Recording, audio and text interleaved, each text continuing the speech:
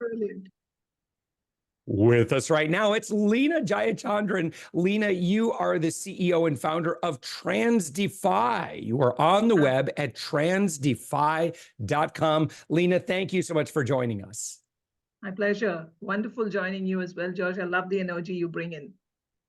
Well, thank you. Tell me what Transdefy is. Brilliant. And I think that's the reason I kept the name, so that the question comes in, because it's not a very common name.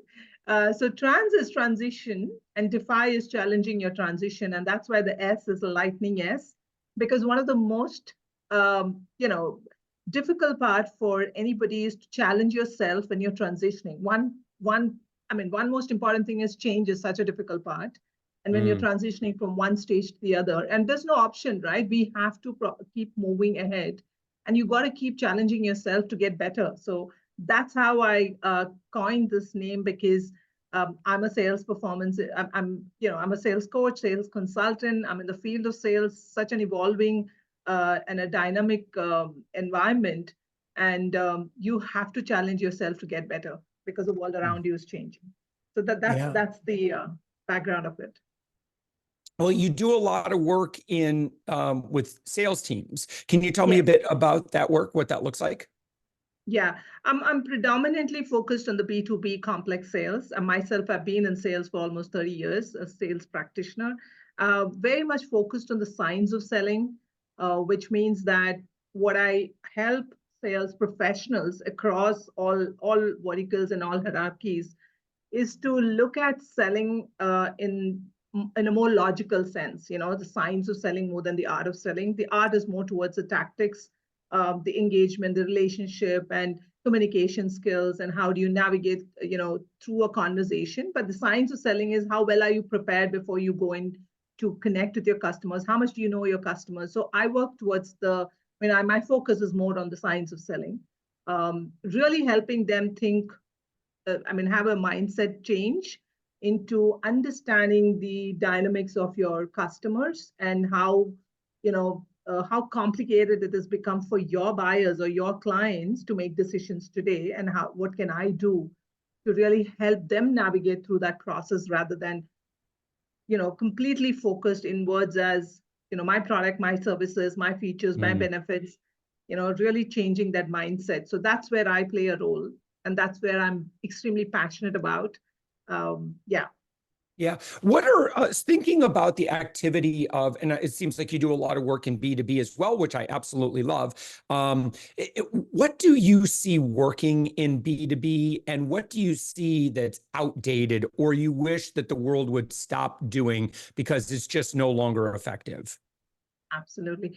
So what is not working is your old methods of showing up and sharing information. That's not working at all, because that's exactly what your buyer's also saying. They're saying, I know more information than you're going to come and give me, because the data explosion is so much on the digital platform that there is information overload, in fact. So the customers are saying that, help me understand, how do I entangle from that information? There's so much information, what is good for me? And if your old methods of going back there and saying how great your products and services are, how much are you a differentiator, is really not working with your clients. They're just kind of not wanting to engage with the salespeople.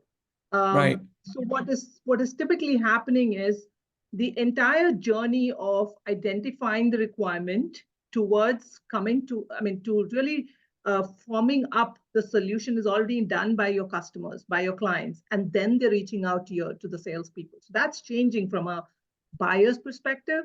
Wow. So that's the shift which we are seeing. Hence, it's even more tougher for salespeople to really bridge that gap, because selling is not catching up as much as buying is moving forward. Yeah. So what should we be focused on then? Yeah.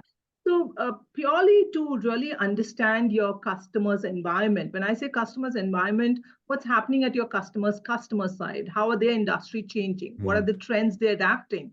What are the strategies which are changing? Literally understanding the change your customers are going through, or your clients are going through, And that takes a lot of effort to do research, right? You really need to go out there and be so closely aligned with your customer environment that you are Mm. able to drive perspective in your conversation. So rather than saying how good your product or services are, helping them see really what could work for them, how differently can they think, how different are their competitors reacting, rather than we focusing on our competitors. Yeah. Really have driving perspective in the conversation is is is a game changer, because then your customers are listening to you. Yeah, I think didn't you even mention the concept or the book, The Challenger Sale? Is that what you Yes. mentioned? Or yeah, so that's kind of sounds like what you're talking, right? Where we just really want to explain and help the industry or help our customers certainly come to understandings about, Yeah. listen, this is just the way that it is. And that becomes the thing that we become a little emphatic on. And then where we present that in a way where our solution just seems kind of like an inevitability as opposed to us having to sell on features and benefits. Absolutely, absolutely. So there are multiple tools and frameworks out there, Josh. Like, for example, Challenger Sales is a brilliant one. Then there are Miller Hyman concepts. Then there are different concepts which really help you understand that, you know, all of them speak typically almost a similar language by saying that the mindset shift on really having insights about your customer environment and expertise about your own business and environment. These two are important, you know. The shift towards thinking that whenever I'm having a conversation with my customer, what am I actually adding value? Or I would say going beyond adding value is creating value in their business. So Mhm. adding value, everybody is doing. How are you creating value into their business? How are you helping them see an opportunity they probably would not have even thought about? How are you helping them solve a problem probably they wouldn't have thought about? How are you really helping them identify certain market challenges which they probably would not have looked into? So this is what your customers are expecting, that help me understand what I don't know. Don't tell me what I know. Typically this is the language which the customers are actually coming back, because there's a lot of statistics, a lot of research which some of these great organizations do, right? Like the CSO Insights and the Sales Mastery and the Challenger Sales. They do this research, and this is dominantly what's coming out of those research from the buyers. And one more Yeah. very important thing which is coming up is your customers are saying, listen to me, before you tell me, please listen Yes. to me. So listening has become even more important, because imagine in a day how many salespeople or how many vendors or how many suppliers your buyers are meeting. And if everybody is talking to them, uh, they're not interested to have a conversation. So yeah, so this is the shift we are seeing actually in the selling and the buying Mm. world. Well, and I think that this leads over to attraction, right? Or client attraction or lead generation, that sort of activity is, again, just being of service. But how do we do that in a way where we don't get lost in a sea of information and content out there? What would you recommend? I mean, again, if we're thinking about very, very, very top of the funnel or very, awareness, that sort of thing. So I would say meet your customers where they are, because in B2B, for example, if you look at B2B, platforms like LinkedIn are your go-to, right? Because that's where most of your customers would be there. In fact, after the COVID scenario, we are seeing functions. Those personas also coming on the platform like LinkedIn, like the procurement, the operations, the different functions which typically wouldn't be there on those platforms earlier. So they are also coming up on those platforms. So meeting your customers where they are, meeting your personas where they are, when it is to do with B2B, could be LinkedIn and such platforms. But also when it comes to B2C, probably Instagram, Facebook, those platforms where typically your customers would be. And I would say that, when you have to fill up the top of the funnel, Mm-hmm. it's so much to do with personalization. It's so much to do with, really connecting with those personas on the KPIs they are actually, supposed to be fulfilling. For example, if it's a finance person, and if it's a CFO, then you're actually writing those messages in a way that connects to their KPI, to their challenges, to their fulfillment of requirement within the organization. But when it comes to operations, it could be something else. So really personalizing that information and connecting to what they would like to take away from that would be your top of the funnel approach, one of the approaches. I'm very laser focused. And I would say invest in technology. Now use AI to your benefit.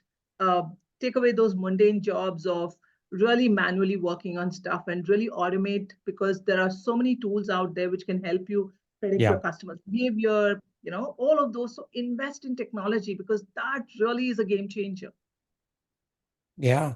Leenna, one thing I know that you talk about in particular is perspective. Can you tell me a little bit about why that's so important for us as, for consultants, coaches, if we're managing a sales team, if we're involved in the sales for our organization? Why is it critical that we focus on perspective? So perspective, the definition of perspective, if I could look at it from a sales or a buying organization perspective, from their side, is to do with insights. It's a mindset, right? It's about insights about your customer environment and expertise of your own business. So when I have a conversation with my client, and when I say client, I'm talking about different individuals in that organization. If I'm able to, there are 4 ways of driving perspective. Typically, it could be to do with helping them see an opportunity which they have not seen. So having that conversation which helps them create a new opportunity is a value addition to their business, value addition to their engagement. Now they want to listen to you. So perspective is a game changer, because you're adding value and creating value along with your clients. You're co-creating something, and this helps you move from just a vendor or a transactional partner to a trusted co-creator or a trusted advisor. So that's extremely important to build a relationship, build a credibility, have customers stay along with you in the journey, because B2B selling environment is a long sales cycle. It's extremely complex, right? So every time you're driving perspective in your conversation, it really helps you build that relationship with your customer, because the fundamentals of sales have not changed over the last 100 years, right? People buy from people whom they trust, believe, and want to be a part of.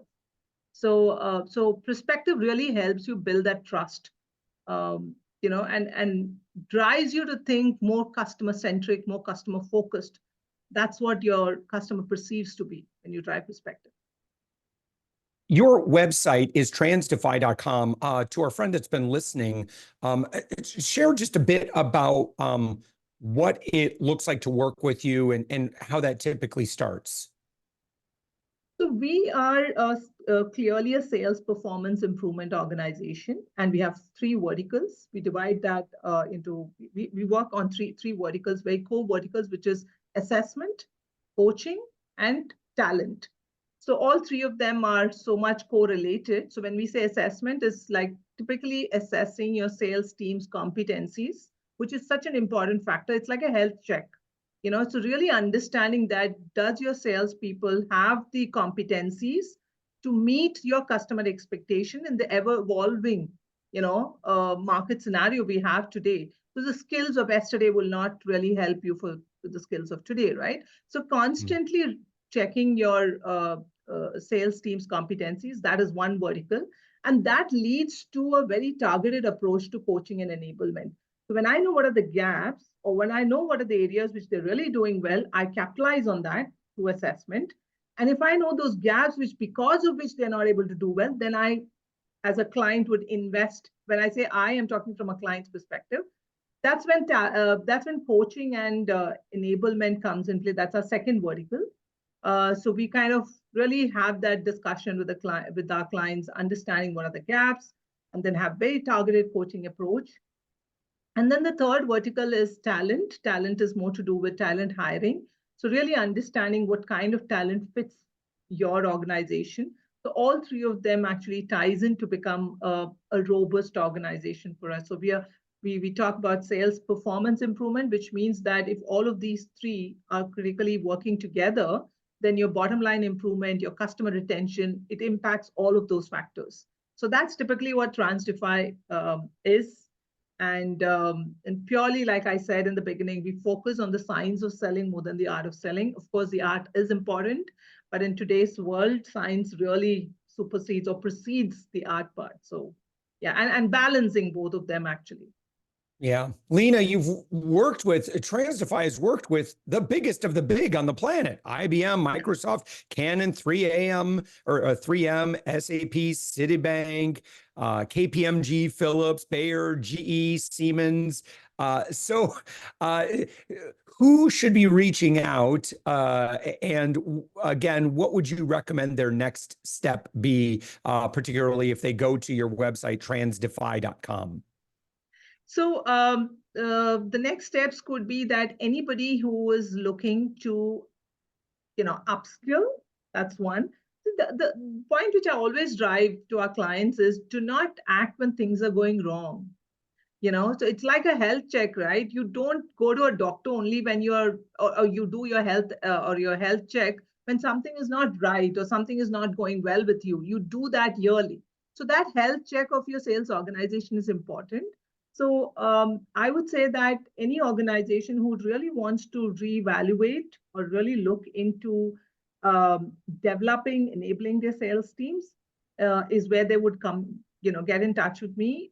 You assess currently where you are, where would you want to go, what are the areas we need to work together to really reach that, that goal is where they would, connect with me, and I would love to have a conversation with them on that. So the next steps would be that, look at your sales organization, see what are your challenges, what are the gaps you would like to address, or if you do not know what are the gaps I need to address, and I don't think there are any gaps, we could still do an assessment to see that, are we on track? Are there things we need to do? If not, great, move on, so there's no force fit. And everything is very much customized, right? So it's not like a one size fit all. We're not a training organization. We're purely a performance improvement organization, which means that, we work on those gaps which needs to be addressed. So yeah, if that made sense. Yeah. Again, transdify.com. Jaya, you pronounced it, was it Jaya? Jaya. Yes, It was Jaya. Jayachaandran, Jayachaandran. Jayachaandran. Yeah. Leenna Jayachaandran, again, CEO and founder of Transdify, your website, transdify.com. To our friend that's listening, just click around in your podcast app. We have a direct link, Leenna, to your website. Leenna, thank you so much for joining us. Thank you so much, Josh. Wonderful, wonderful talking to you. Thank you.